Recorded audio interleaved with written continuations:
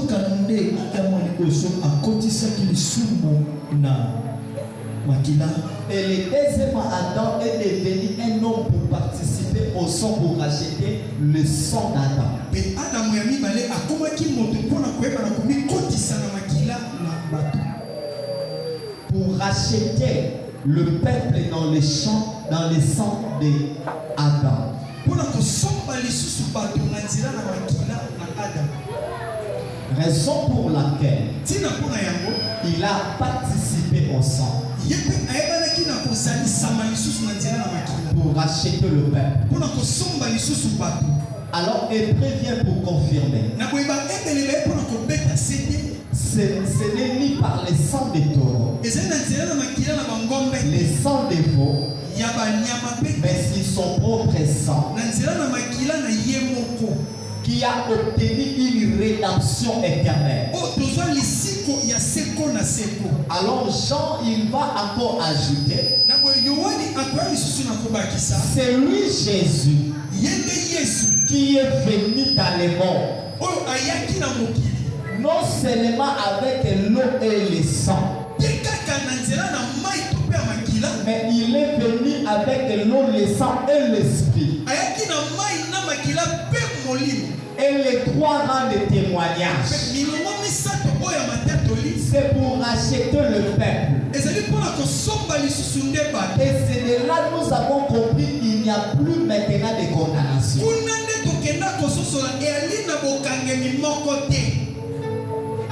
Que personne ne te trompe. Qu'il vient pour te dire, toi tu es encore bloqué. Et d'ailleurs dans l'église, nous n'avons pas des hommes pécheurs. Les hommes pécheurs, c'est à l'extérieur de l'église. Mais ici à l'église, nous sommes des saints. Car la Bible dit qu'il nous a rachetés et il nous a sanctifiés. Au prix de son sang, il nous a purifiés. Au prix de sa parole, il nous a purifiés. Et il nous a fait un peuple royaume de sacrificateurs. Un peuple élu, un peuple sanctifié, un peuple qui doit maintenant exercer l'exercice sacerdotal. C'est que nous sommes laissés dans la présence de Dieu. Mais le péché est à l'extérieur du corps. Quand je parle du corps comme l'église, comme l'église.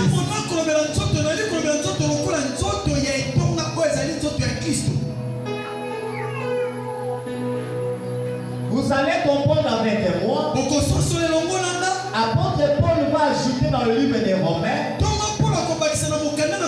chapitre 8, la Bible déclare, lorsque nous étions encore des pécheurs, Christ est mort pour nous.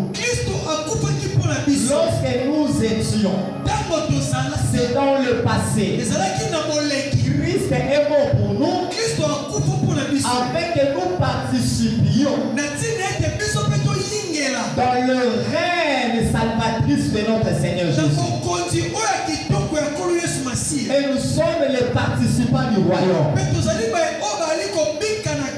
Si nous sommes des participants, il n'y a donc maintenant aucune condamnation.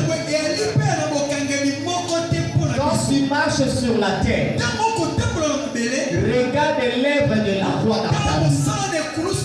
Tu diras toi-même, moi Gina, aucune condamnation peut me réclamer encore. Est-ce que je parle à quelqu'un? C'était tellement merveilleux. Nous étions avec nos modérateurs, avec des prédicateurs tels que Papa Patrick, frère de base Matsueki, et moi-même j'étais aussi parmi les intervenants. Et berger Trésor. Qui était béni la semaine passée? Et vos doigts, vos mains plutôt. Et vous les autres?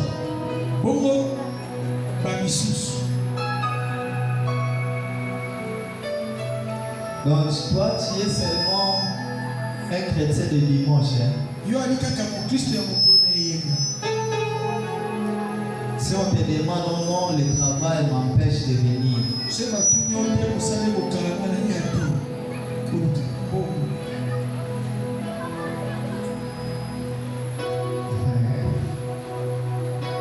le travail.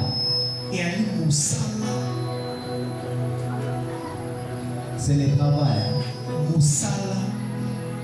Maintenant tu es venu pour que le Seigneur bénisse ton travail. C'est vrai. Seigneur, je suis venu te chercher bénir mon travail. L'Éternel envoie un ange, va lui dire qu'il bénisse aussi mon travail. Dans sa présence.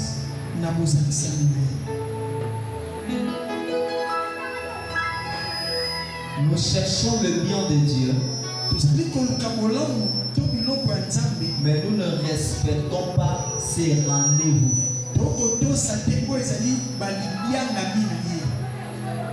Nous aimerions voir le bien de Dieu, mais nous n'aimons pas celui qui nous donne ce bien.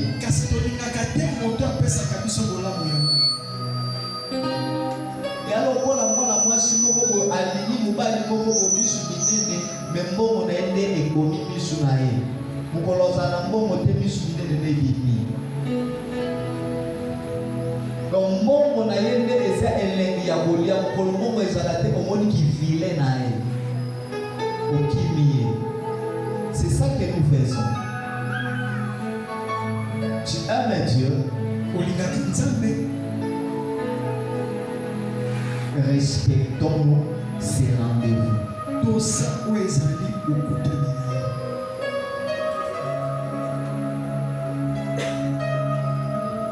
Si on te demande aujourd'hui par un féticheur, tu veux être béni, il faut respecter les samples que je te donne.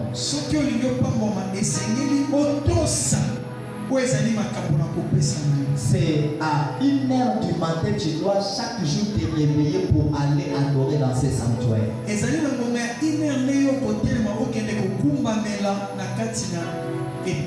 Pour déposer des offrandes. Et il te dit, si tu ne le fais pas, tu deviendras fou.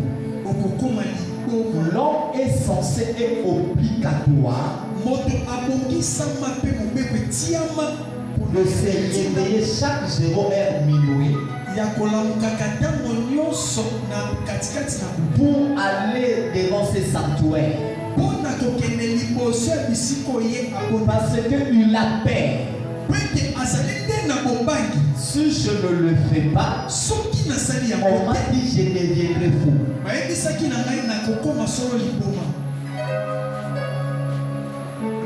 Donc il est dans l'obligatoire.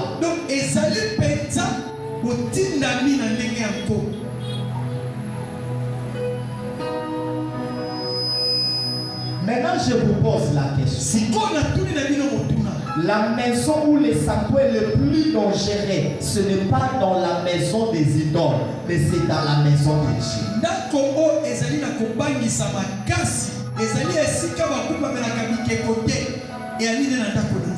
C'est ici les trônes dangereux dans l'humanité.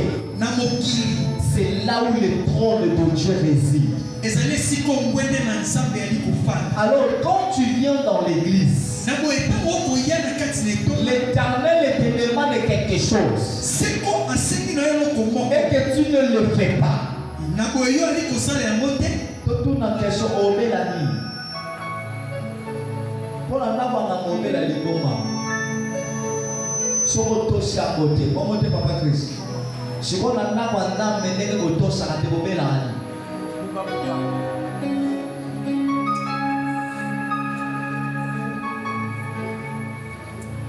Moi mais tous les communautés.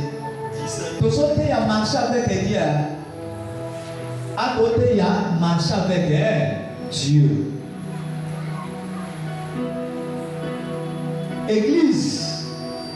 Nanda kwa nganga okoyi kobela liboma ozobi obligé ya ine ngeze babino lamuka konda na place wana bapesa ki oma biloko balo sala et puis chaque jour tu es obligé ya kolamuka po ba epesa ki yo soko meki kotosa te okokoma liboma ozomba na kolala et puis na téléphone otila ona réveil. Peut-être au Congo les gars na pongi. Ok, wana osambeli papa pasi mambo bebimo bike. Oui, mambo bebimo ce qu'on osale dans la journée. Ozo sepela, ozo sopa bakete, ozo sopa bituka. Si on anda wanda. Même si on a kofuka ma na sanctuaire. Bisika divinité ya solo eza. Omo ya koya.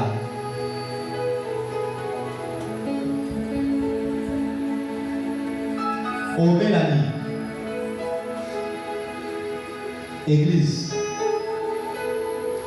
Yono mozabo ozobela. Mampiaka. Ozobela. Bukauki. Au sommet, par malédiction. Aux autres de sauter. Pourquoi? Parce que tu ne respectes pas l'alliance de Dieu.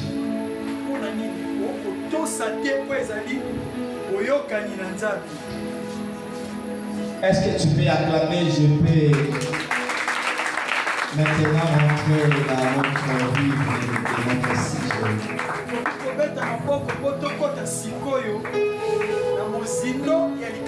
Même à tes sons, les amis, tu vois comment bien.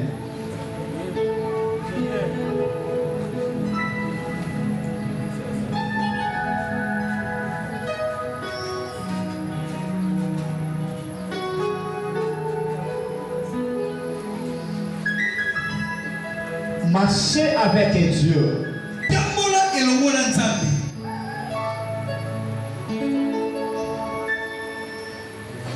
La première des choses,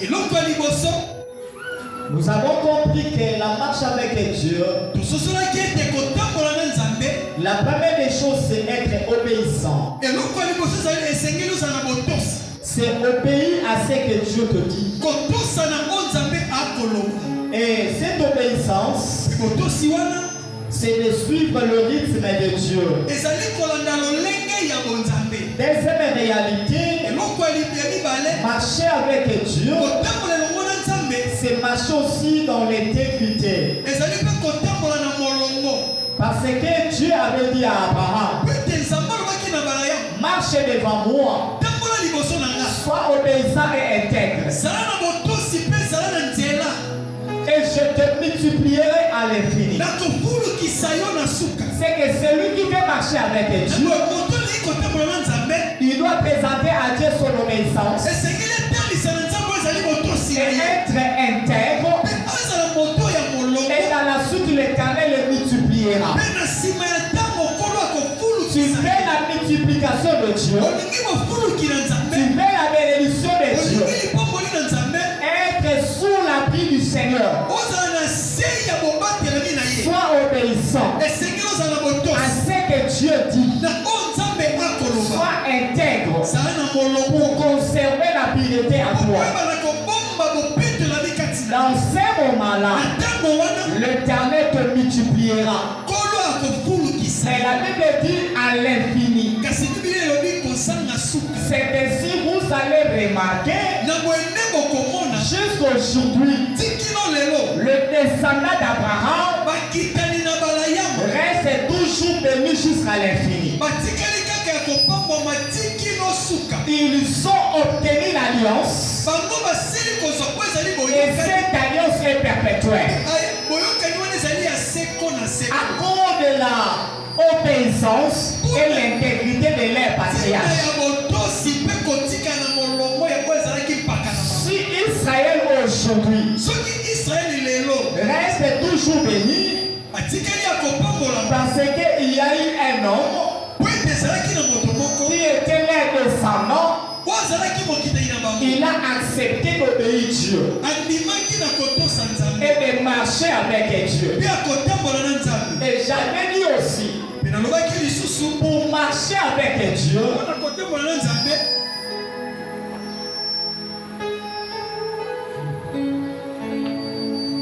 que le Seigneur nous aide.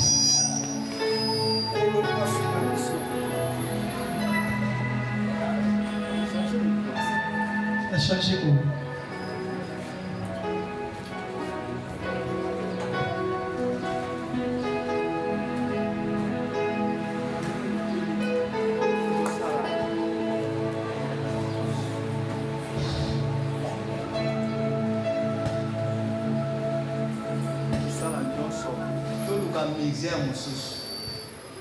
Pour mixer wana ici et puis vous avez remarqué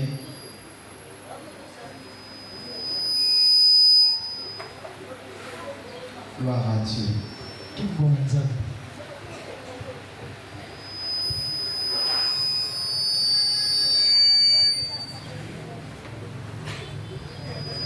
La marche avec Dieu. Mais attention. Il y a la marche avec Dieu. L'homme veut marcher avec Dieu. Mais je vous avais dit, moi Gina, je ne préfère pas que je marche avec Dieu.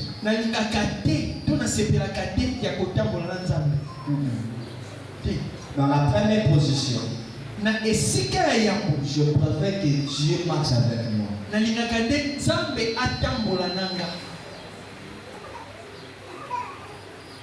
Entre moi et Dieu, qui existe le premier?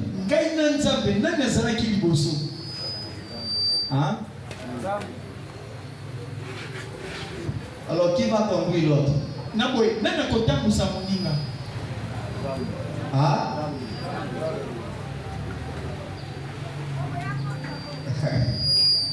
Alléluia. Alléluia. Lorsque l'homme veut marcher avec Dieu, il va chercher la révélation de Dieu là.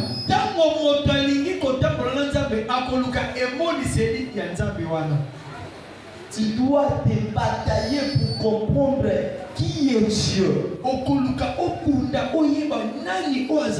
Mais lorsque Dieu vient pour marcher avec toi, c'est lui-même qui doit se révéler à toi. Dans ce moment, tu n'as pas besoin de chercher la volonté ou la révélation de Dieu. Parce que lui-même, il doit se révéler à toi. Raison pour laquelle Amos dit, deux personnes peuvent-ils marcher ensemble sans en être convenus? La première des choses, vous allez se connaître et comprendre le lieu où vous partez. Et maintenant, l'histoire que vous allez commencer à se rencontrer. L'objectif de votre marche, c'est où?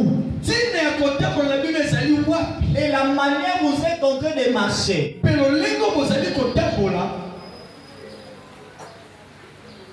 Nous marchons avec les autres. Mais nous ne savons pas où nous irons où. Mais la marche avec Dieu, Dieu qui marche avec nous, il va nous protéger et à lui suivant, nous irons jusqu'à l'éternité. Parce que la marche avec Dieu, ça finit toujours à l'éternité. Mais lorsque Dieu vient marcher avec toi, il fera que toi tu puisses devenir un homme surnaturel représentant Dieu sur la terre.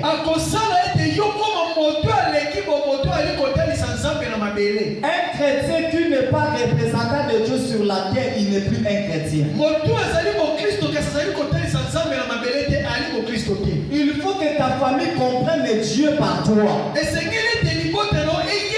Parce que toi, tu marches avec Dieu. Troisième réalité, marcher avec Dieu, c'est être né de l'Esprit Saint. Celui qui veut marcher avec Dieu, la première des choses, nous avons dit, c'est l'obéissance, l'intégrité.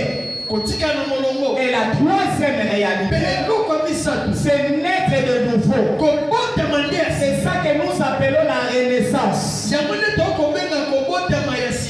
Tu es devenu une autre personne. Maintenant tu habites le Saint-Esprit. Car le Saint-Esprit est l'administrateur des affaires divines. Car on ne peut jamais marcher avec Dieu sans Dieu. Tu veux marcher avec Dieu, il faut avoir Dieu en toi. Tout celui qui veut marcher avec Dieu, tout celui qui veut aller auprès de Dieu, et celui que l'Éternel va habiter son corps.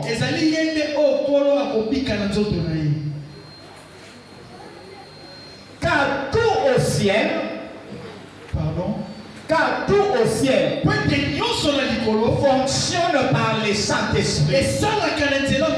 Et rien de ce qui fonctionne même dans le ciel et sur la terre n'est sans un esprit. Tout celui qui fonctionne, même dans le ciel et sur la terre, nous habitons un esprit. Mais cet esprit-là, c'est le souffle vital propulsé en nous par les animaux de Dieu. Mais naître de nouveau, c'est autre chose que l'esprit que l'Éternel nous avait déjà doté dans la présence de Dieu.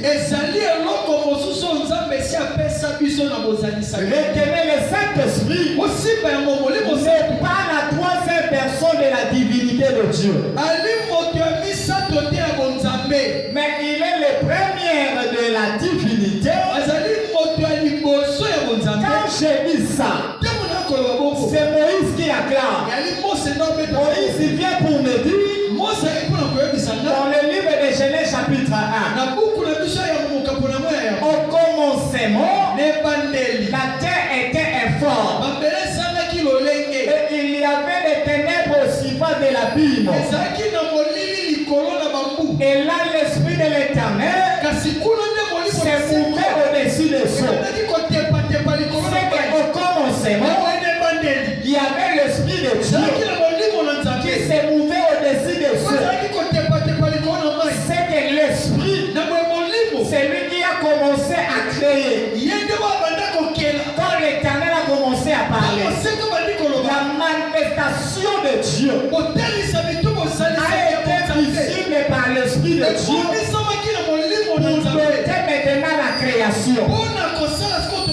C'est qu'au commencement, c'est l'Esprit de Dieu qui avait pris l'initiative de créer le monde visible et invisible. Raison pour laquelle tout ce qui subsiste dans le ciel, sans l'Esprit de Dieu, il a pris la création. Est-ce que je parle à quelqu'un? Ton amen ne monte pas ici. Sans la création, parce que tout ce se passe par le Saint-Esprit. Tout se passe par l'Esprit de l'Éternel. Le Saint-Esprit est la dimension omniprésence du Christ.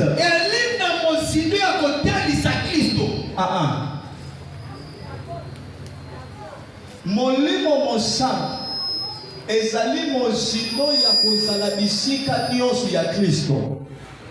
Omniprésent. Donc place nyonso création eza. Foi bati molimo pesa bawa.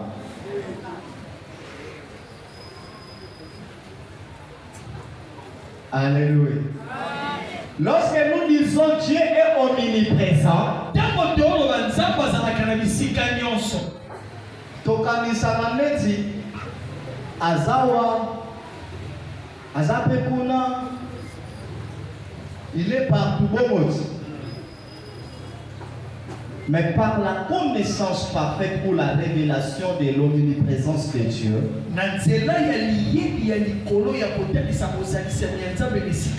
sa omniprésence est partout par sa création, par sa nature.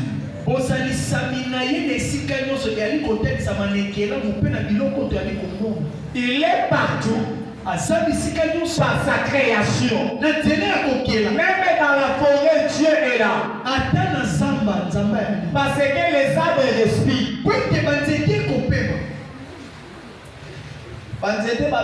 Être vivant ou être vivant. Vous savez botanique idée.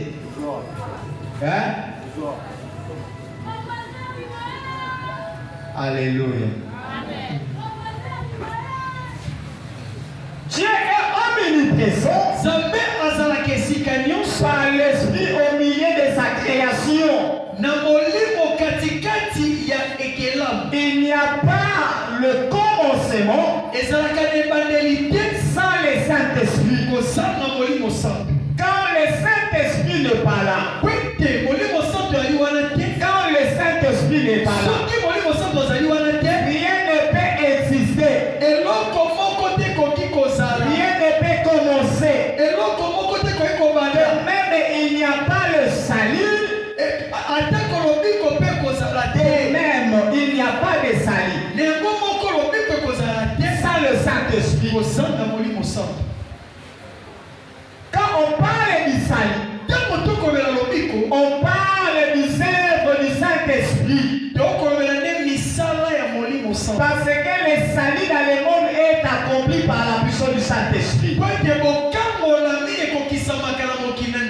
le Saint-Esprit est à nous, ce n'est pas premièrement pour le miracle, mais pour nous montrer les directions. Quand le Saint-Esprit est à nous, ce n'est pas seulement pour faire de miracles, mais c'est pour nous montrer les directions à suivre. Quelles sont les directions que nous devons apprendre pour marcher avec Dieu? Si Dieu te dit, n'allez pas aux hôtels, n'irez pas. Si l'Éternel t'interdit, ne te fais pas tatouer les corps. Ne le fais pas. Si l'Éternel t'interdit, n'apprête pas ce chemin. N'allez pas. Parce que ce sont les directions que Dieu même lui-même ne marchera pas ensemble avec toi. Dieu a ses directions. L'homme aussi a ses directions. Raison pour laquelle il est écrit dans la parole de Dieu. Vos voix ne sont pas la voix de Dieu.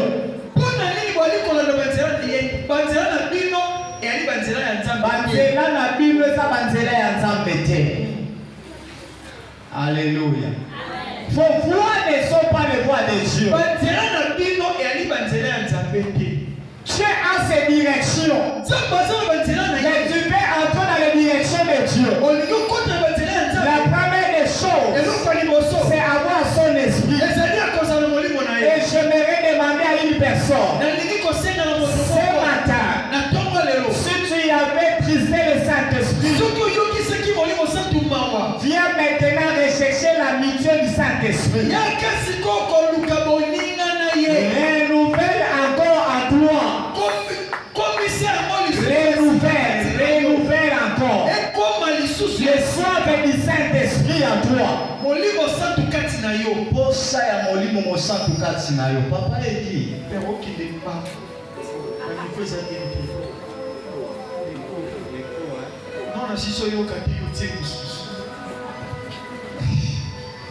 Gloire à Dieu. Amen. Elles sont bien acclamées. Je disais que le Saint-Esprit, lorsqu'il vient sur nous, ce n'est pas seulement pour faire le miracle, mais la première des choses, c'est pour nous montrer les directions de Dieu. Car il est écrit, personne ne peut comprendre Dieu si ce n'est que l'Esprit de Dieu qui est en lui. Car c'est lui qui sonde le cœur et le rein. C'est lui qui a l'Esprit de Dieu. Il marche dans les directions de Dieu. Il parle comme Dieu. Il agit comme Dieu. Vous voulez habiter le Saint-Esprit, marcher dans cette direction. Amen. Alléluia. Amen. Quand il remplit, c'est pour nous diriger. Lorsque tu demandes à Dieu, Saint-Esprit remplis-moi, c'est pour te diriger. Car Luc chapitre 4 me confirme. Jésus-Christ, après avoir été baptisé, la Bible déclare, il a été revêtu du Saint-Esprit. Mais avant d'être revêtu, il était rempli du Saint-Esprit. Et les Écritures disent, l'Esprit l'amena dans le désert. Vous voyez maintenant, lorsqu'il est rempli, maintenant c'est le Saint-Esprit qui dirige le corps. Pourquoi être rempli du Saint-Esprit? C'est pour faire disparaître les compassions de la chair. Quand le Saint-Esprit nous remplit, le Jésus de la chair doit diminuer. Ngana okamwa ba Kristo batondisa mina molimo mosantu me akotaka kimbuta.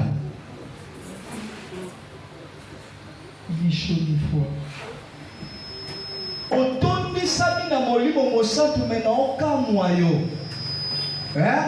Mamosala. Na ebo pe molimo mosantu avandi pe boyatala.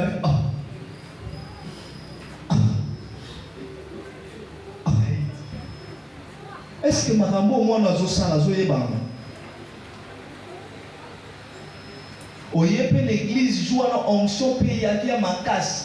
Tobandi ko sambela be mami soso bima natala bino mami so lukuta. Amen.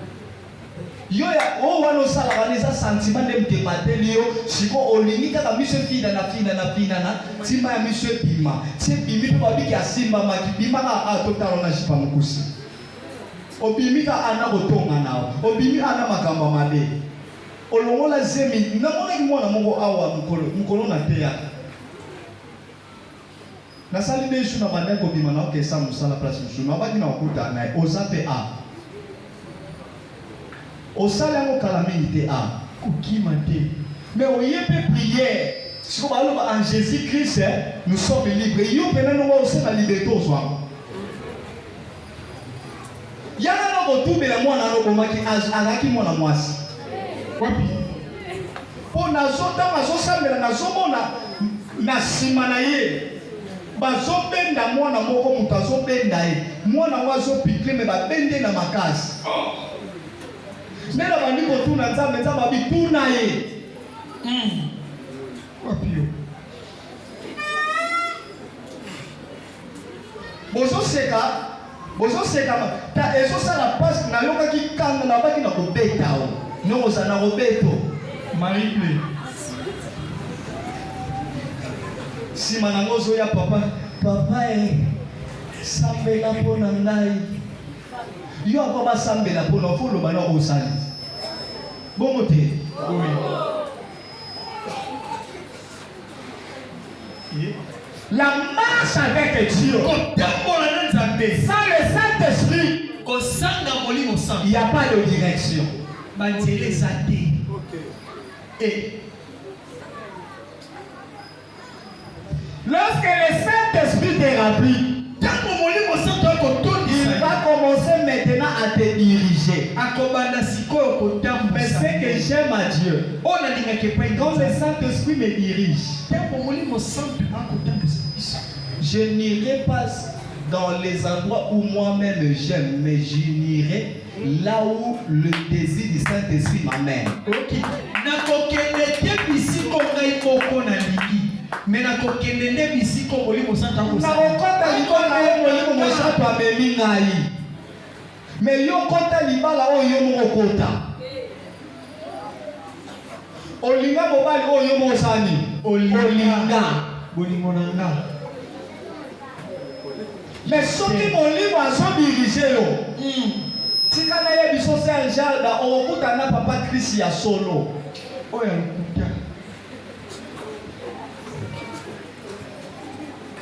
Alléluia. Amen.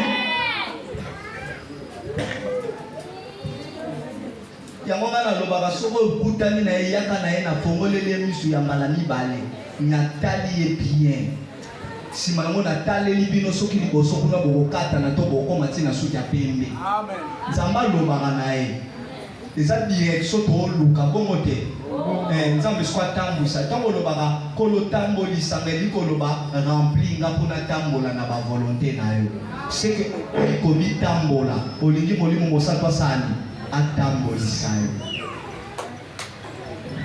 Jésus a été rempli du Saint-Esprit. Yesu atondisaki na molimo santo. Et la parole dit l'Esprit les conduit dans le désert. Molimo ekomema etikilo en termes de Dieu trésor. Jésus qui avait voulu aller jeûner pendant 40 jours. Mais c'était le Jésus du Saint-Esprit. C'est le Saint-Esprit qui a conduit Jésus dans le désert. C'est que quand le Saint-Esprit est rempli, il fait t'amener dans le désert. Et dans le désert, ne dis pas que je suis chômeur.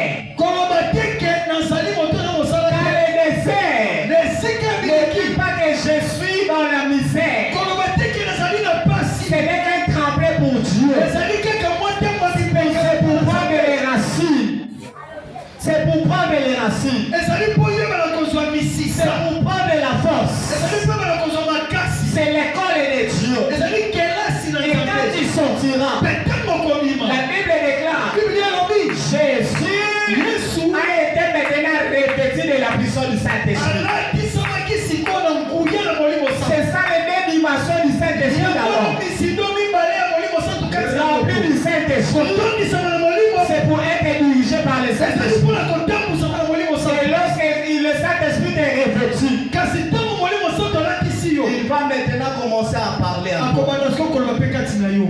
Maintenant va. L'Esprit du Seigneur est sur moi. Parce qu'il m'a oint. Et il m'a envoyé pour guérir ceux qui ont le cœur brisé.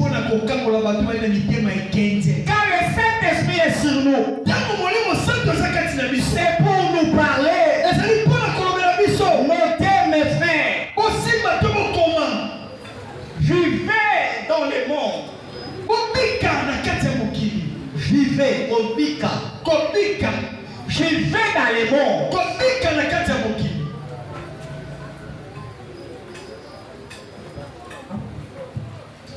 Vivez dans le monde des humains c'est respirer. C'est respirer. C'est l'exister sur la terre. Mais dans la dimension spirituelle, vivre, ce n'est pas exister. Ce n'est pas respirer. Parce qu'un esprit ne peut pas être inexistant. Vivre dans le monde spirituel, ce n'est pas exister, mais c'est l'intelligence. Vivre dans la dimension de l'esprit, dans le monde spirituel, c'est l'intelligence. Car dans le monde spirituel, la vie n'est pas l'existence, mais la vie, c'est la science et l'intelligence. Car Dieu, il a créé le monde par la science et par l'intelligence et par la sagesse. C'est ça la dimension de l'esprit. Quand tu veux marcher avec Dieu, raison pour laquelle Job va ajouter dans le livre de Job chapitre 32 verset 8. Mais en réalité d'alors, c'est le Saint-Esprit, c'est l'Esprit de Dieu, c'est le souffle du Tout-Puissant qui donne l'intelligence. Raison pour laquelle tu veux être intelligent, tu as besoin de marcher avec Dieu. Parce que l'Esprit de Dieu qui te donnera l'intelligence. Car le prophète Esaïe dit, je suis dans le livre d'Esaïe chapitre 11. Oui, un rameau sortira dans le racine d'Isaac. La Bible dit, l'Esprit de l'Éternel se reposera sur lui. C'est l'esprit de l'intelligence et de la sagesse. Un homme qui veut marcher avec Dieu, même si il n'a pas passé dans l'école, mais l'Esprit de l'Éternel lui donnera la sagesse. L'Esprit de l'Éternel lui donnera l'intelligence. Je connais un papa qui n'a pas fait les études, mais quand il a rencontré Dieu, il a écrit les choses, il a parlé des choses. Ce papa-là, il est maintenant dans la gloire de Dieu. C'est lui le Mario William Branham. Il n'a pas fait les études complètes. Mais pendant qu'il parlait, sa femme écrivait. Lui-même, il a doté le Saint-Esprit et il a commencé à écrire. Parce que l'Esprit de l'Éternel s'est reposé sur lui. Lorsque j'étais à Kifuta, là où j'étais allé pour faire les stages pastoraux, j'avais prié à l'lycée Mamie. Elle était un alphabète. Elle joue à l'intercession. L'Éternel me dit, touche-le sur la tête. Dit l'Éternel. Et quand j'avais commencé à prier, je lui ai donné la Bible dans la tradition lingala. Elle a commencé à lire. Elle a commencé à lire jusqu'à ce qu'il est devenu une oratrice dans l'église. Est-ce que c'est Walfi est là? C'est Walfi. C'est Mamie ou c'est Chaba. Gloire à Dieu. Est-ce qu'on peut acclamer?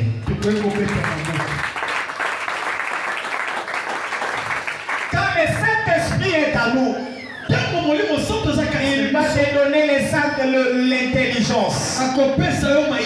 Or, l'intelligence explique aussi le discernement.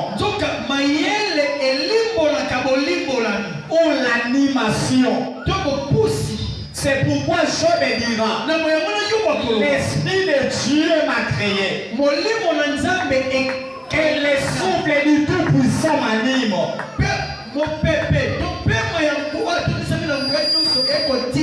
Quand le Saint-Esprit est en toi, il va te donner le don de discernement. Bien-aimé dans le Seigneur, aujourd'hui l'Église, nous ne discernons pas les esprits. Nous ne discernons pas les temps où nous sommes arrivés. Nous ne discernons pas quelle heure nous sommes arrivés. Voilà pourquoi nous échouons. Parce que chaque état a ses messages. Chaque lieu a ses entités. La Bible dit qu'il faut sonner des esprits pour savoir si cela vient de Dieu ou pas. Mais pour comprendre des esprits, il faut avoir l'esprit de discernement. L'intelligence, c'est aussi l'animation. C'est lui qui est animé par le Saint-Esprit. Bien-aimé dans le Seigneur, ils ne font pas des choses comme font les autres.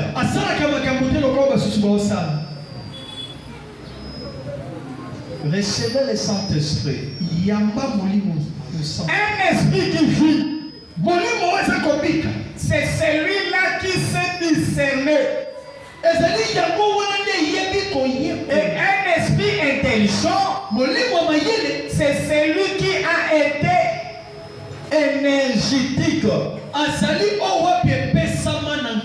Lorsque nous disons la mort spirituelle, ce n'est pas l'inexistence de l'esprit. Lorsque nous disons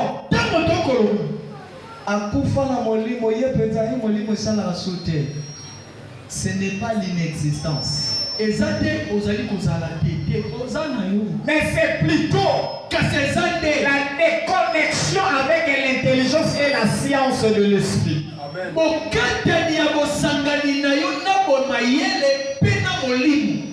L'esprit est devenu triste. Maintenant, tu as été déconnecté par l'intelligence et la science et la sagesse de l'esprit.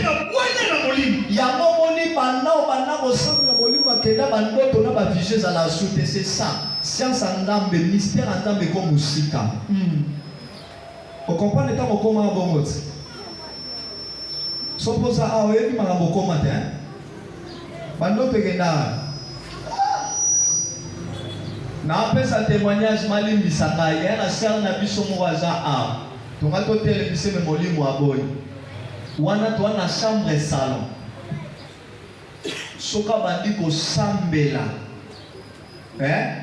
Alors ba français. Mais surtout sur la négo, ne monte pas sur la alors ba français. Ba français na isa bonjour na au revoir na boni, c'est tout.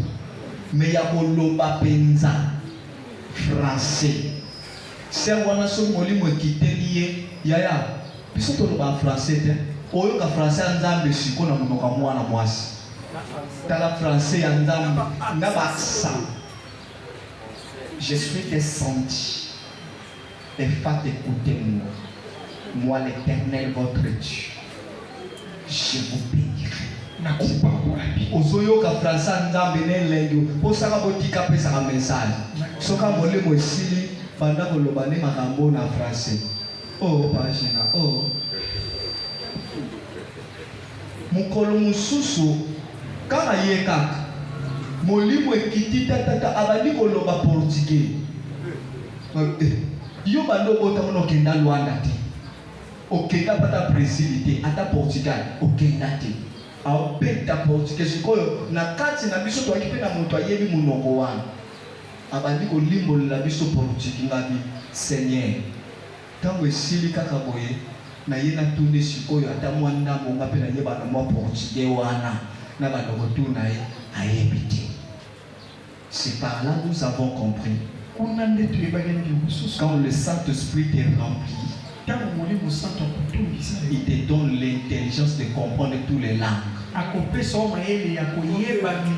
Raison pour laquelle Fumukimbangu, lorsqu'il était amené vers Lubumbashi, il est arrivé à un village, il y avait une cérémonie de l'obsèque. Il y a eu un homme qui était mort dans ce village et on lui a demandé de prêcher avant l'enterrement. Pendant qu'il est en train de parler, qu'il commençait à parler, il parlait dans une langue où tous les villageois dans ces contrées, ils ont entendu le message dans leur langue maternelle.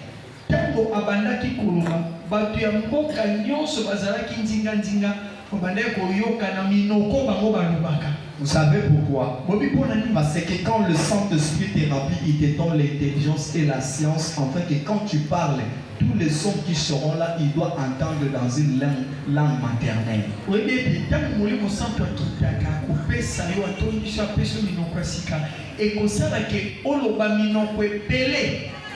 Et cela a été manifesté lorsque les apôtres ont reçu le baptême dans la chambre haute. La Bible dit en sortant, ils ont commencé à parler. Il y avait de diverses nations qui étaient arrivées. Et tous ils ont entendu dans leur langue maternelle.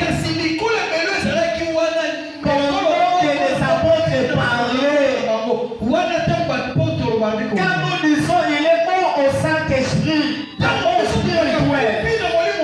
c'est la déconnexion avec l'intelligence de Dieu. Quand tu marches avec Dieu, il faut fermer les yeux de la chair et ouvrir les yeux spirituels. Alléluia. Voyez Adam et Ève. Les yeux qui avaient vu la nudité, c'était les yeux physiques. Mais avant les yeux physiques, ou les yeux de la chair, Adam avait les yeux spirituels, il voyait la nudité, la gloire de Dieu.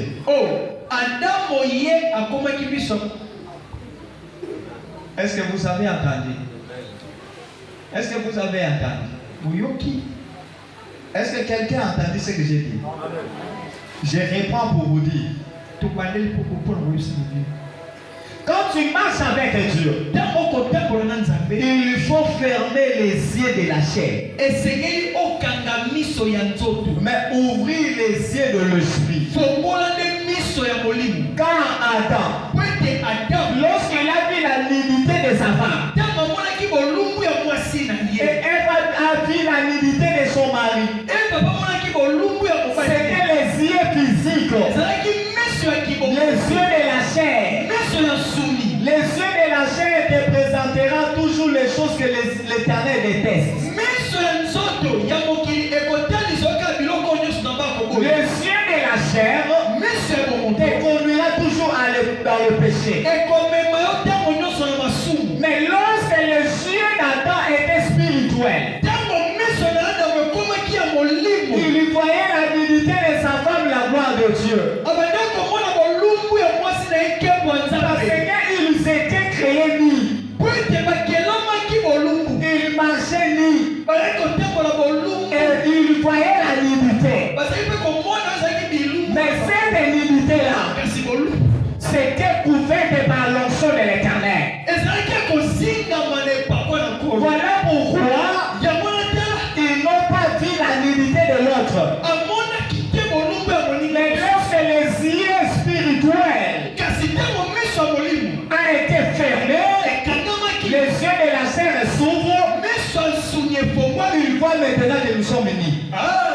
bayebi yango. Amen. Depuis mukolo wana batu bakoma kobomba bolumbu na bango. Omoni depuis mukolo wana fini ya komona na boyo. Ekoma musika. Talaka ndenge olati bongo. Otiena onolo na se osusu na baba susikiso bakisi. Oyo otike mo ebomba mi musika. Mais na okama yo okende kuna na pete.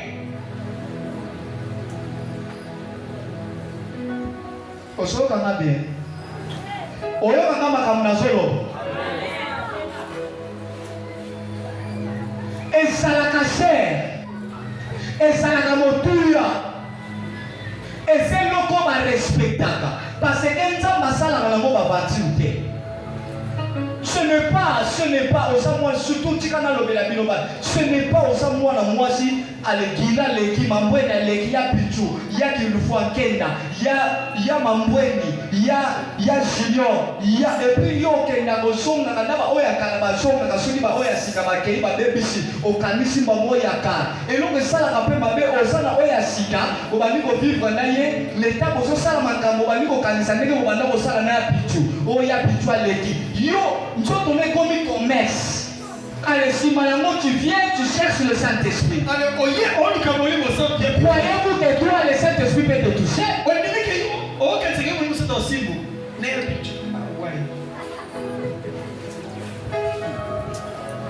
Vous croyez cela?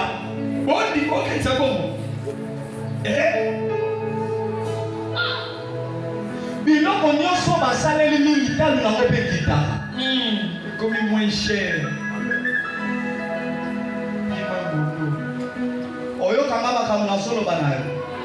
Tolo batambola na molimo mo. Musantu. Tambola na molimo mo. Musantu. Marcher avec les yeux spirituels. Tambola na miso na molimo. Pour ne pas voir la dignité de l'autre. Car l'immunité a été découverte lorsque les yeux spirituels étaient fermés. Là, c'est la crise de la science et de l'intelligence divine en eux. Et pour clôturer, apôtre Paul vient nous dire, les Corinthiens chapitre 10-13. Si nous marchons dans la chair, nous ne combattons pas selon la chair.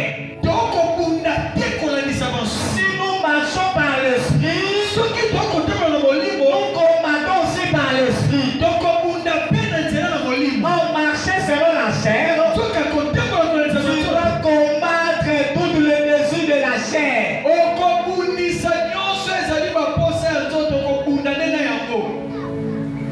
Nana posa yana tatoué, nana posa na salabo. Omo obandi ko bunda na ba désir ya nzoto. Okopotana na yo. Ote nenge na saboe ba ngata na bota maka batobola ngaka litoi moko mama sala kere. Il faut na bakisa a obakisi. Oye lisusu awa obakisi. Ale olongwe wana oyesu na zone obakisi. Olongo lobi te mikolo na moni bakomo na ba mayaka na luke ozwi mayaka pe omamiki mukomo to sambela boye na bandiko te na omona bandioka balingi ba basi na mitu na luke quand to bandiko bonde la ba mayaka nzoka ndeza ba mayaka basera ona bakwe ba kotambola lokokwe ya lokola ba serpent ndenga sala moko azokende koga na kobima te po ye moto akotisaki na awa quand tobandi kobengane topusanaki na tata oyo tozoloba na molimo wana bima bandi koloba anglais mwana makenda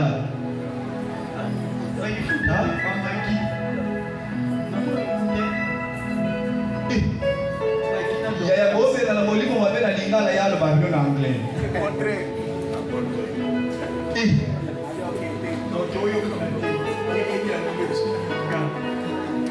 na mula mwasala ndoke yo tone bima na komo na Yesu yo ayebisa papa papa dit I love you. Madame Mazala va me coller. Donc là, ma bonne, Mazala, donc là, le bon. Et c'est 40 ans, on dans nous la Mazala. Plus mal. Nous la biso. Ah non, il faut avoir le Saint-Esprit. Amen. Alléluia. Amen. Que le Seigneur vous bénisse et qu'il bénisse sa parole.